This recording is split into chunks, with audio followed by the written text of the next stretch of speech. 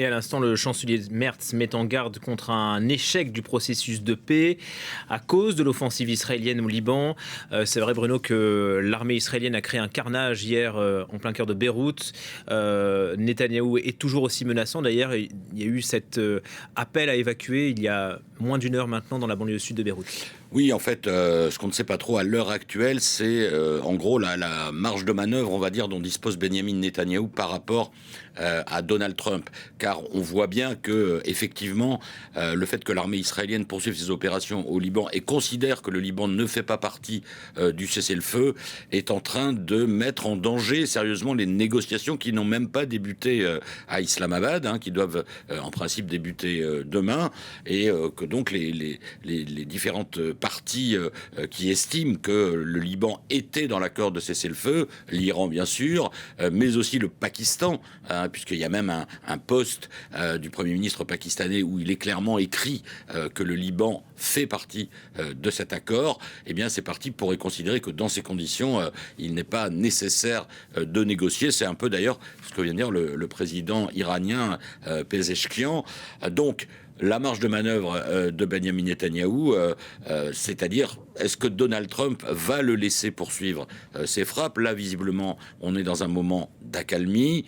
Il y a effectivement cet appel qui a été lancé par l'armée israélienne. Est-ce que ça veut dire que dans les heures qui viennent, à nouveau, les Israéliens vont frapper? Alors, eux, ils disent toujours qu'ils frappent des sites où ils savent qu'il y a des responsables du Hezbollah, et ils disent que dans certains immeubles, y compris résidentiels, y compris en dehors des zones traditionnelles de forte influence du Hezbollah, les membres du Hezbollah se mêlent à la population civile, et que donc, forcément, en quelque sorte, il y a des victimes collatérales. Mais c'est vrai que l'ampleur des bombardements d'hier et l'ampleur du bilan humain place Israël dans une position délicate, condamnée par de très nombreux dirigeants, mais pour autant, on sent que la détermination de Benjamin Netanyahou vis-à-vis du Hezbollah reste intacte. Apparemment, tout près de la frontière, il y a eu des combats directs entre membres du Hezbollah et soldats israéliens, environ 5 kilomètres de la frontière, entre guillemets, je dis la frontière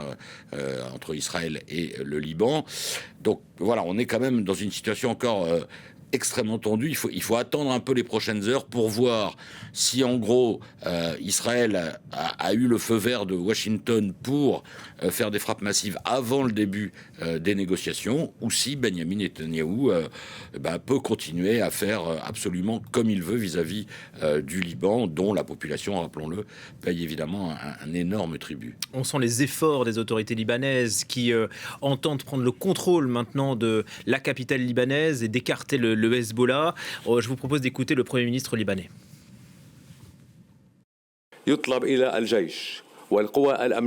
Il est demandé à l'armée et aux forces de sécurité de renforcer immédiatement la pleine imposition de l'autorité de l'État sur le gouvernorat de Beyrouth, d'y limiter le port des armes aux seules forces légales, d'appliquer strictement les lois, de prendre les mesures nécessaires contre les contrevenants et de les déférer aux autorités judiciaires. Oui, Bruno, difficile exercice pour le Premier ministre libanais qui tente là de reprendre la main face au Hezbollah. Oui, et quelque part, ça apporte du moulin à l'eau des Israéliens, si je puis dire, parce que ça veut dire que, y compris dans le gouvernorat de Beyrouth, donc, le Hezbollah ne respectait pas le fait de ne pas utiliser d'armes. Dans tous les États, en fait, c'est l'armée qui a ce qu'on appelle l'usage légitime de la force et des armes. Mais au Liban, ça fait très longtemps que le Hezbollah est une armée bis, un État dans l'État, et est très lourdement armé. Là, ce que vient de dire le Premier ministre libanais, c'est un effort de communication pour dire, notamment à la communauté internationale, l'État libanais va faire tout ce qu'il peut pour essayer de désarmer le Hezbollah. Mais on voit bien que la tâche s'annonce difficile. C'était déjà la mission qui avait été confiée à l'État libanais après l'accord qui avait été conclu fin 2024, après donc déjà des échanges très durs entre Israël et le Hezbollah. Le gouvernement libanais devait désarmer le Hezbollah dans le sud du Liban. Il n'a pas réussi dans cette mission, et là, apparemment, même à Beyrouth, le Hezbollah n'a pas respecté l'interdiction de ne pas utiliser d'armes. Et donc les Israéliens auraient beau jeu de dire, vous voyez, ça veut dire que le Hezbollah, même à Beyrouth, même en dehors de sa zone d'influence dans la banlieue sud, eh bien, utilise les armes, y compris contre Israël avec des roquettes, etc. Donc, ouais, situation très très compliquée. Les autres pays européens notamment appellent évidemment à la désescalade, demandent à Israël de cesser les bombardements. Bon, notamment la France qui propose de renforcer sa formation à l'armée libanaise.